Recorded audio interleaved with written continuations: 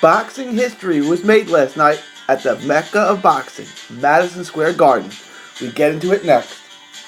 Please like and subscribe. Help us hit 10,000 subscribers. Share on all forms of social media. Leave us a comment below. Welcome. Welcome to another episode of Sunday Morning Champion. Andy Ruiz pulled off the upset of the century. And it wasn't a fluke. We'll get into all of that coming up. The first two rounds looked like business as usual. Ruiz looked to be in the fight. Ruiz was not winning, but Ruiz was staying competitive and was proving that he belonged there for the first two rounds, at least. But there's no reason to suspect he was going to win that fight, right? I mean, he probably lost the first two rounds. Actually lost the first two rounds on all three scorecards. But he was competitive. He wasn't getting blown out or anything like that. He wasn't eating a ton of shots. He was doing okay. You could argue he won the second, which no one scored for him. And then the third round happened. And a perfect left hook from Joshua put Ruiz on the canvas for the first time in his career. Ruiz got it up and wasn't timid. He basically went right after Joshua. Joshua landed another big shot. It looked like that was going to be it. It looked like that's where the wheels come off the bus for Ruiz. But boy, is that not what happened. Right there, he changed the fight. He landed a left hook of his own. Added a big flurry of power shots that put Joshua down once. He got back up. Nearly finished him. Nearly finished him off at the end of the round. Put him back down on the canvas. The second time in the third round. The ref, if there were any time left, the ref likely would have stopped it, but it was saved by the bell, so he let him continue. And then the fourth round. And I was saying, in between the third and the fourth round, I was saying, this is it. This is your shot, kid.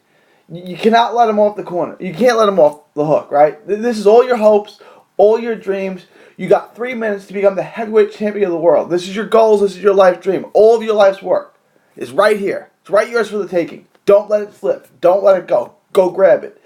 I thought that was his chance. If he was going to become the heavyweight champion of the world, it was going to be in that fourth round. He had to stop him. AJ came out to start the fourth round. His legs still looked wobbly. I'm like, you better jump on him, Andy.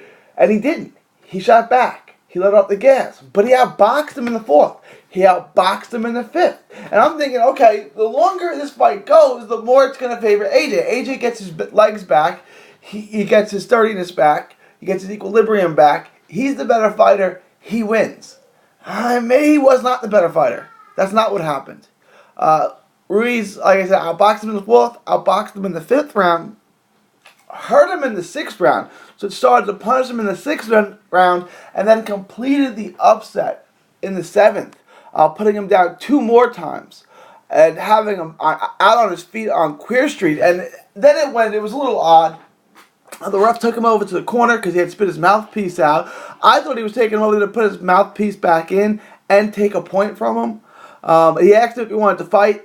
AJ did not look like he was on good leg. He did not look like he had all of his bearings. AJ said yes. The ref took one more look, then waved it off. So he had about 20 seconds at least from the time he got floored till the time they put his mouthpiece back in and asked him if he was okay.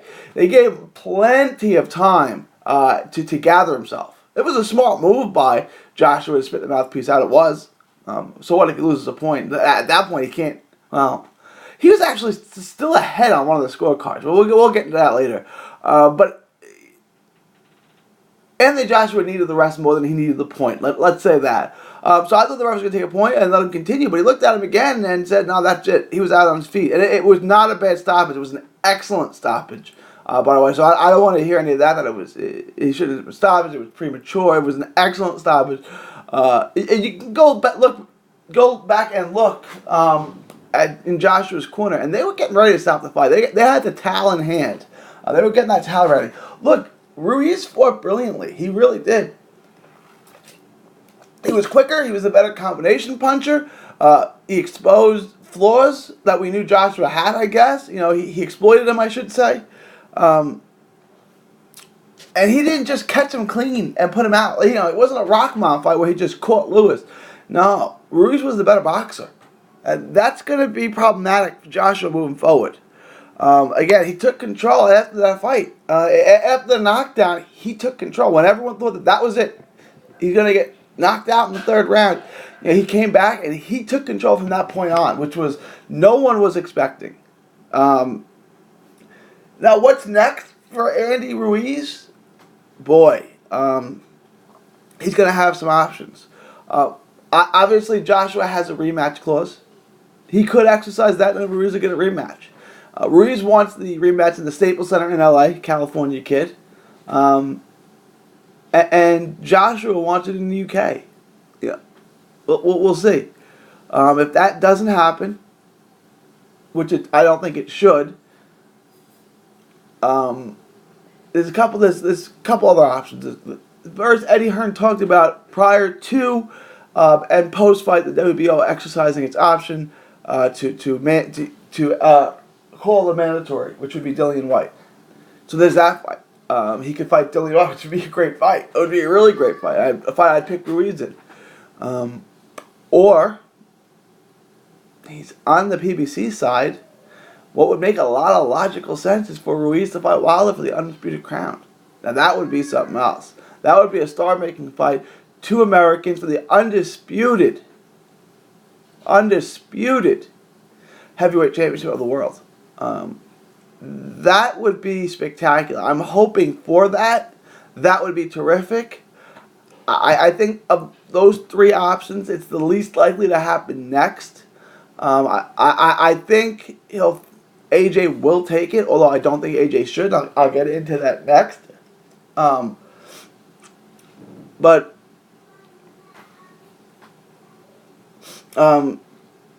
I do think that's going to happen. And then after that, I think the WBO will make him take his mandatory, which would be Dillian White. And so the Wilder fight will happen. It will. I just don't know that's going to happen right away. This is what happens when you wait on mega fights. They don't happen. We saw this with Hurd and Charlo. We've seen this a lot now. When you wait on mega fights, they don't happen. So now Wilder, AJ, not going to happen anytime soon. Not going to be for not two undefeated fighters fighting for the undisputed heavyweight championship of the world.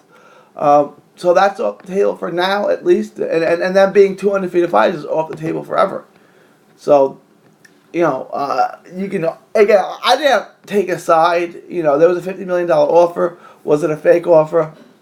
I don't think either Joshua or Wilder were highly motivated to fight the other. I think they were just fine. They would have made the fight had it been perfect and sweet. But I think they were fine fighting whoever. I don't think either one was highly motivated to fight the other. I'm not picking a side in that thing. I don't think either guy really, really wanted to make that fight. I don't think they weren't really against it either. They were fine making it and fine not making it. But that's that. I wanted to touch on one other thing. The scorecards were absolutely ridiculous. Two of the scorecards had Ruiz up a point. The other had him down a point. Now, how could he be down a point? That is almost unimaginable, right? So, after round 3, it should have been an even fight. The second round was close. I scored it for AJ, and obviously all the judges did too. But it could have went the other way. The third round's a 10-8 round for Ruiz. So we're even after 3. Ruiz won the 4th, 5th, and 6th. This is an easy fight to score, yet somehow every single judge got it wrong. This is a problem. Is there a bias towards AJ? It's starting to seem that way. AJ Parker was a very competitive, very close fight. Every judge basically scored 10 or 11 rounds for AJ. That's the wrong scorecard, and it's not even close. Every judge in this fight got the scorecard wrong in favor of AJ. This was an easy fight to score, fellas. First round, AJ. Second round, toss-up. Third round, 10-8 Ruiz. 4th, 5th, 6th Ruiz. Easy fight to score. Not complicated. Not complicated at all. That needs to be investigated. And I saw Julie Letterman as one of the judges again. She's awful, by the way. There's something corrupt with her. She is terrible. We're going to do an episode on judging one time. So let's go back to Joshua now. Like, where does Joshua go from here? Joshua has the rematch clause. I don't think he should take it. I don't think he should take it.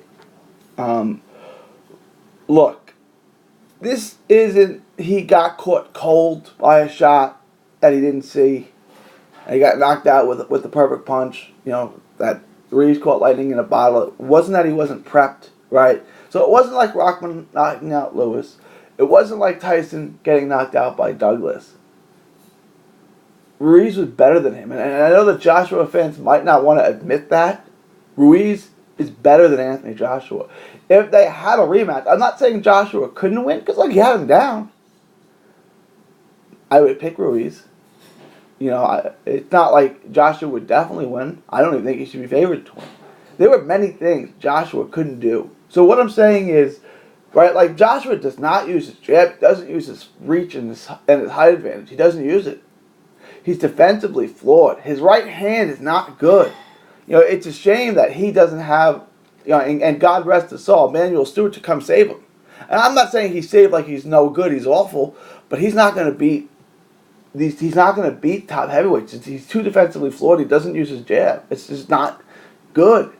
You know, it was good enough for a while, but you saw he got exposed by the faster fighter. He's not mobile, really. Like, he's very beatable.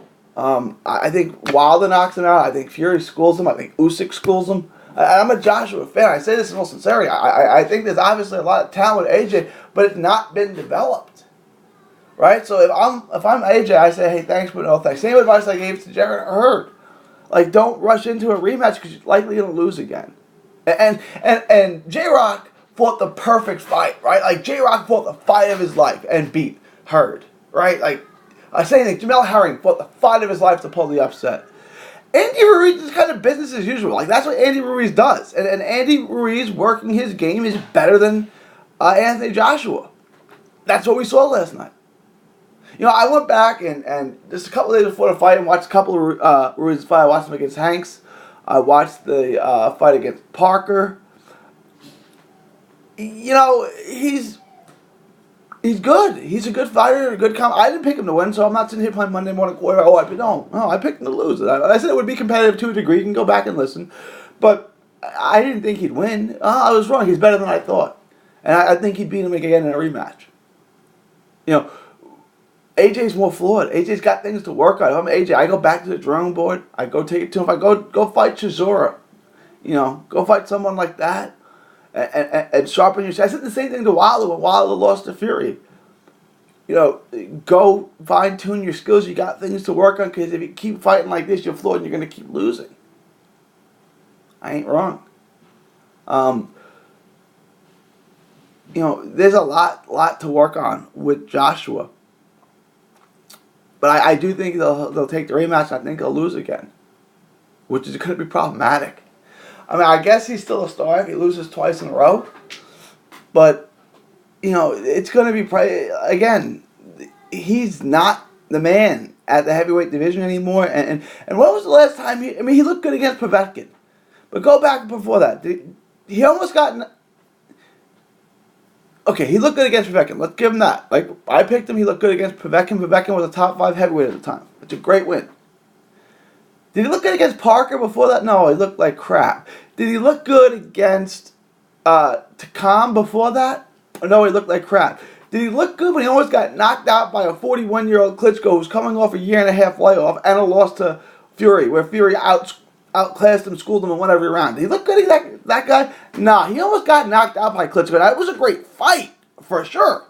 But getting knocked out by a 41-year-old who hasn't fought in 2 years, who last fought and got absolutely taken to class by Tyson Fury, that guy almost icing you 2 years later, not a good look, Anthony Joshua. Not a good look. So he really hasn't looked good in a while. You know, and I've been saying this, and I've been slowly coming off the Anthony Joshua bandwagon. And it came crashing down yesterday. Andy Ruiz, congratulations to you, the unified heavyweight champ of the world. Hopefully we get an undisputed fight sometime in the near future. But let me know what you guys think. Leave your thoughts, comments below. Please remember to like and subscribe. Please share this throughout social media. for another episode of Sunday Morning Champion. From Texas to the world, this is 3D Boxing, signing off, saying thank you, and God bless. Enjoy 3D Boxing vlog videos? Show us some love by clicking the like button. Don't miss a tweet, post, story, or video. 3dboxingvlog.com is also on Facebook, Twitter, and Instagram. Hit the subscribe button now to stay inside the ring.